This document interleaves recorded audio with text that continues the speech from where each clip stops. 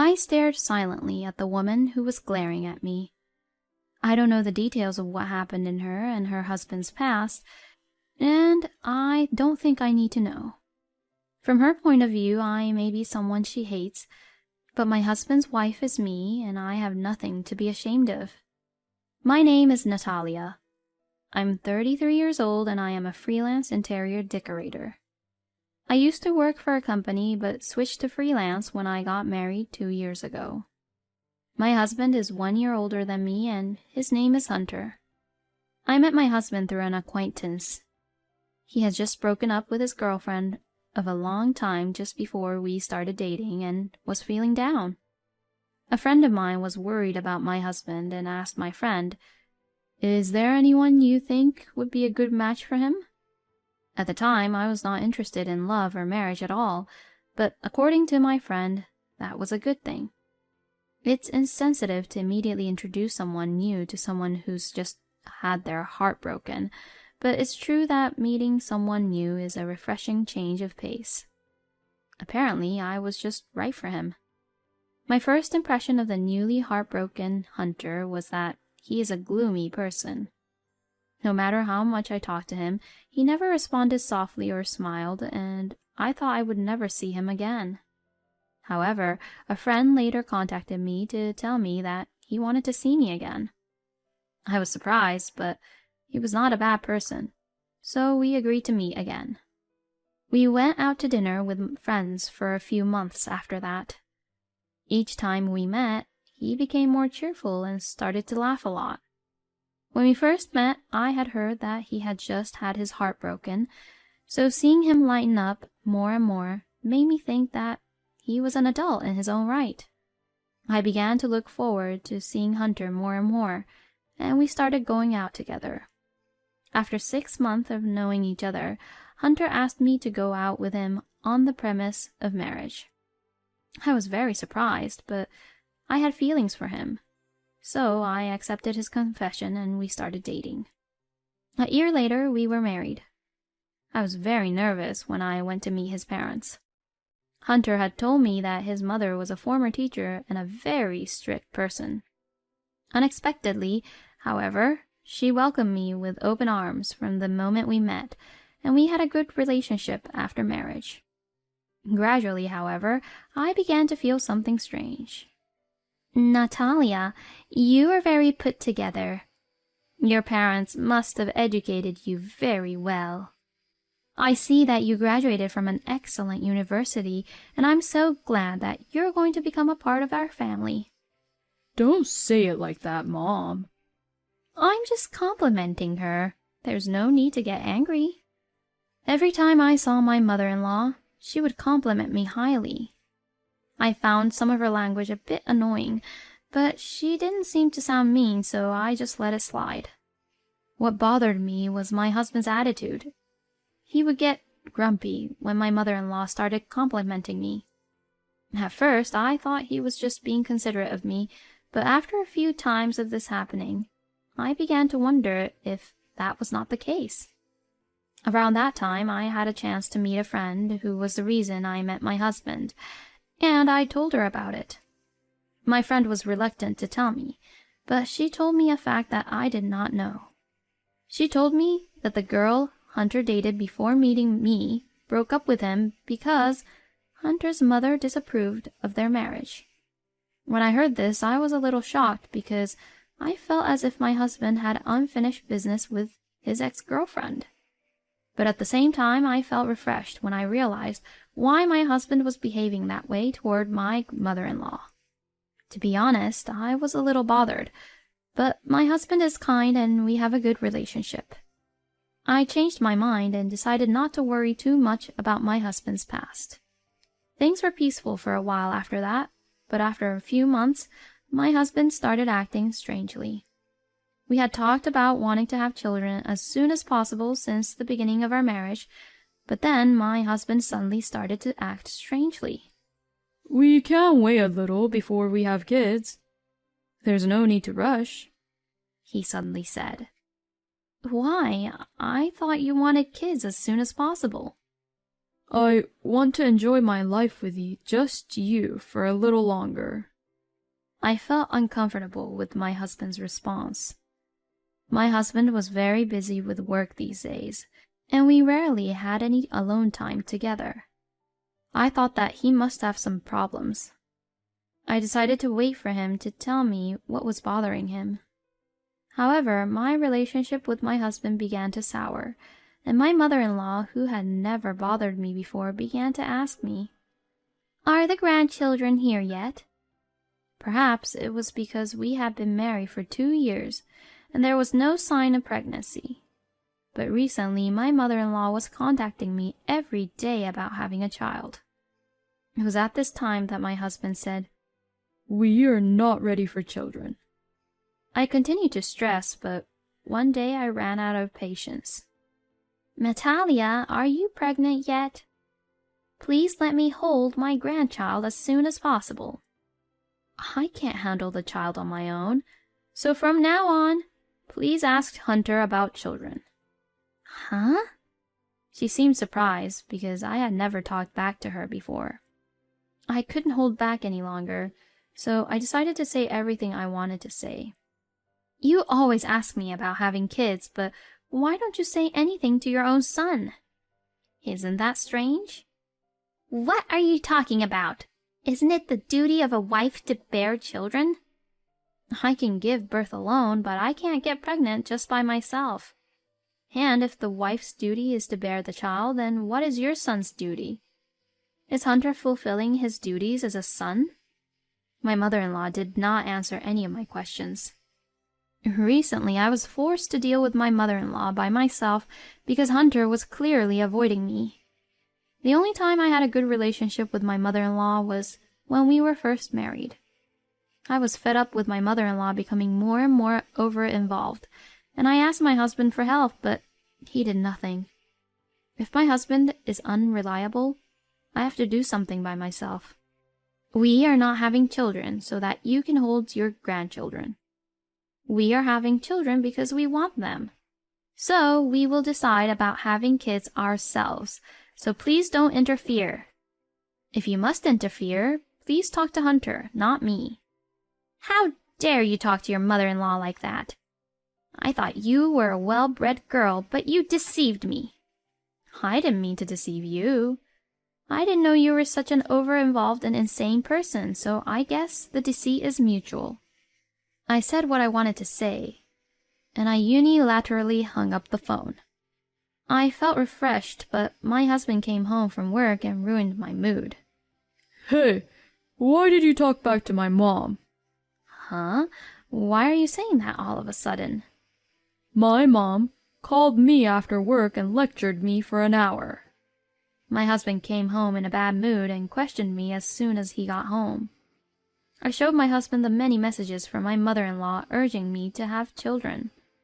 My husband was surprised to see that they were more numerous than he had imagined.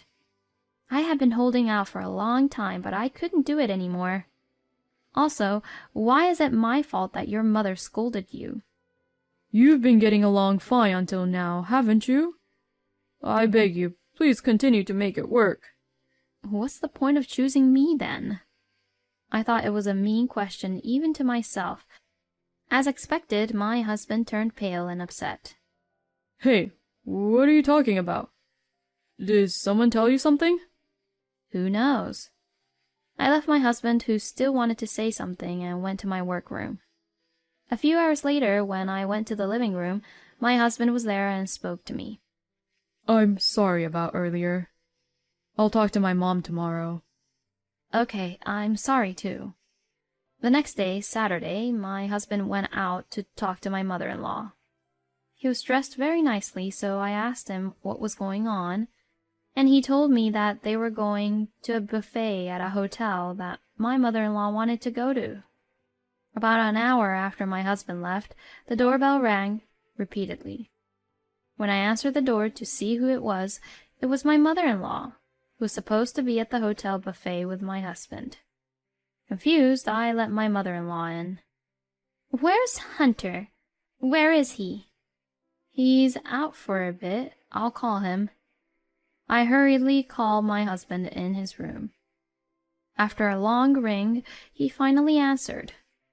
"Where are you?"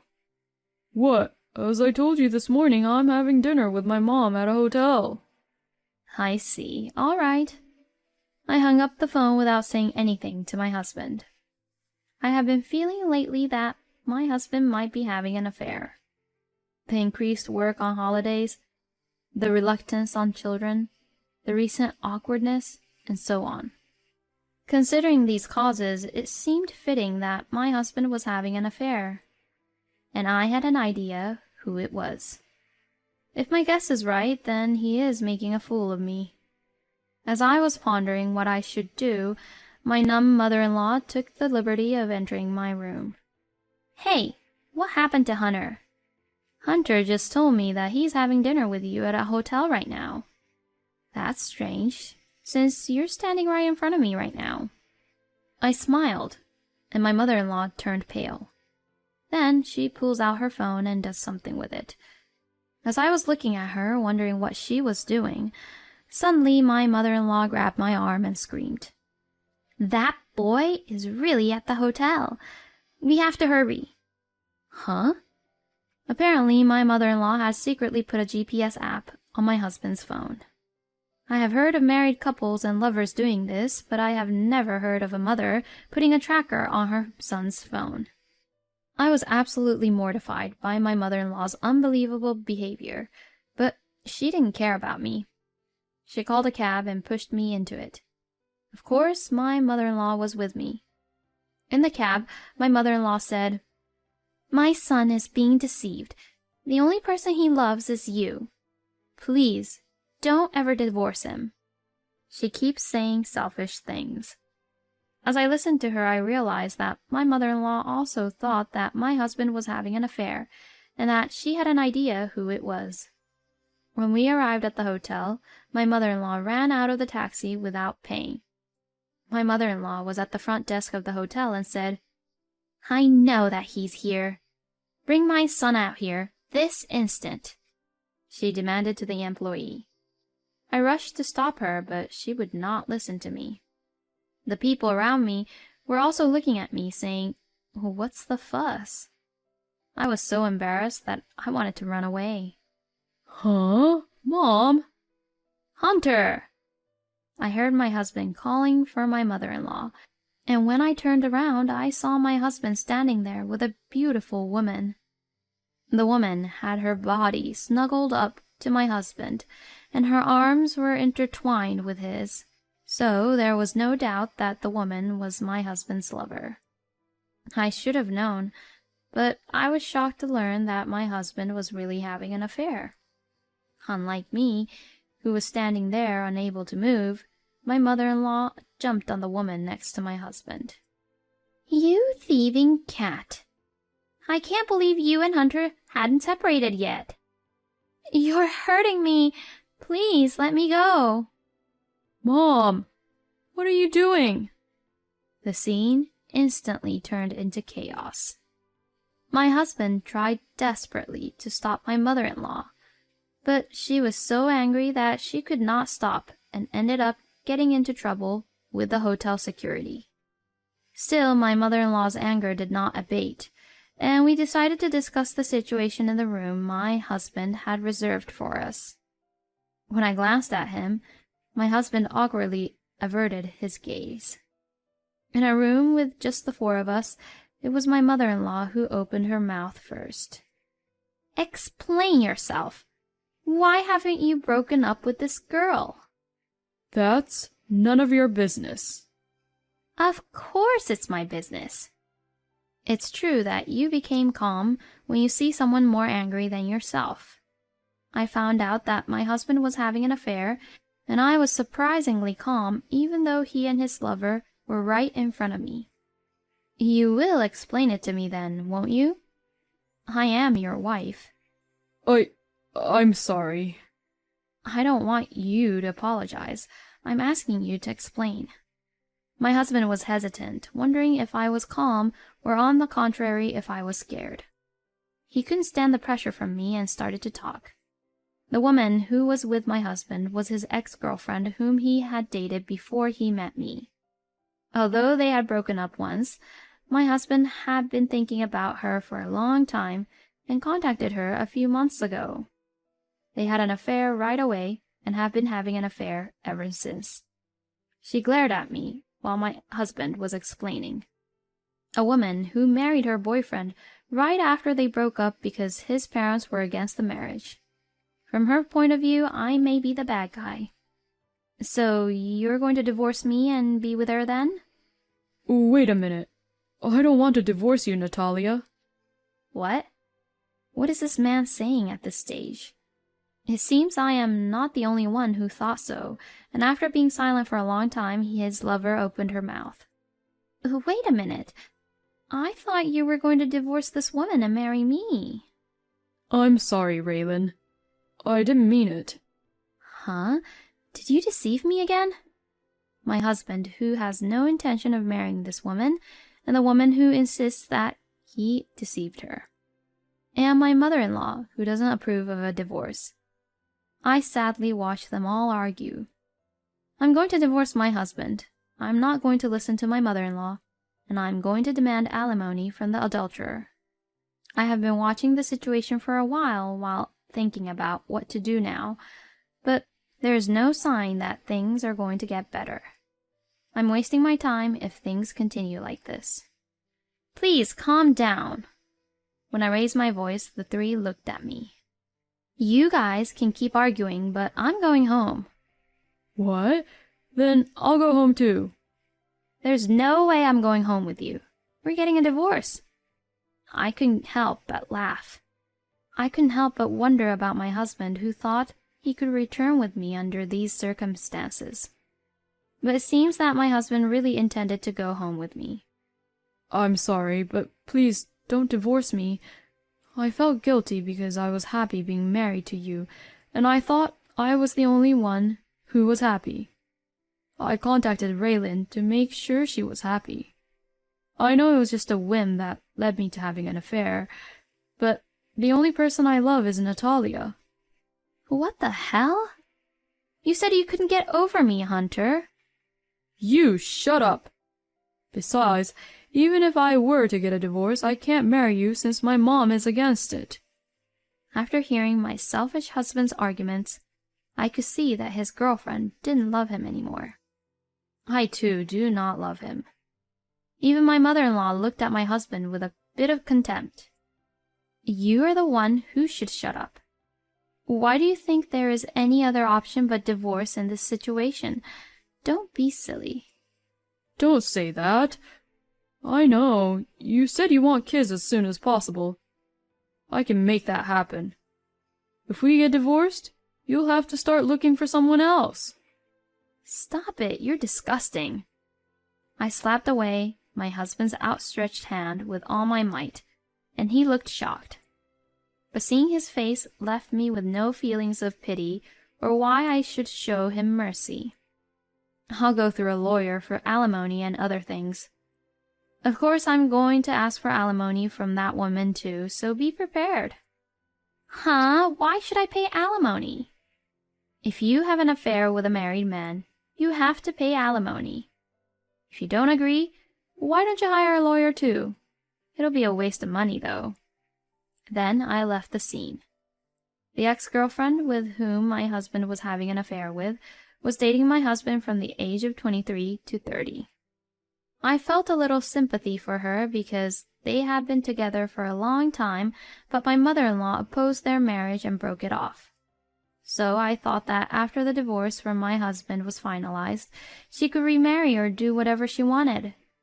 However, when I was discussing my divorce with my husband, a shocking revelation came to me. To my surprise, the adulterous partner had a fiancé. The fiancé found out about the affair and broke off the engagement, but my husband did not know about it until the fiancé asked for alimony. At first, out of guilt, my husband was willing to shoulder the alimony that I had charged his lover. However, when my husband found out that she was engaged, he refused to help her. In the end, after much wrangling, it was settled that each of them would pay the alimony claimed against them. and finally our divorce was finalized. My ex-husband did not want to get divorced until the very end. He finally gave up when the friend who introduced me to him got angry with him and said, "That's enough." After the divorce, my ex-husband had a very hard time. On that day, a colleague from my husband's company was at the hotel buffet with his family, and he heard my mother-in-law call my husband's lover a thieving cat. The colleague misunderstood the situation due to my mother-in-law's actions. Hunter is married, but rumors started that he was a lousy man who was having an affair with 2 women, an older and a young woman. My husband denied it and said that the older woman was his mother, but the fact still remained that he was having an affair. He just changed from a 2-timing cheater to a mommy's boy, but the fact that he was a lousy man did not change. In the end, my husband resigned voluntarily because he found it difficult to stay at the company, and now he is working part-time. My mother-in-law told my ex-husband to come back to her house after he became unemployed, after paying me alimony, but he refused. My ex-husband spent all his savings to pay alimony to me. He is now living in an old apartment. His lover was supposed to leave her fiancé and remarry my ex-husband, but they ended up breaking up. Since she quit her full-time job because she was planning to get married, she's now working several part-time jobs while she is busy paying alimony. I, on the other hand, was hurt in many ways, but I decided that it was a good lesson for me. It's been 3 years since I became a freelancer, and my work is getting busier. So I'm going to stick to my job for a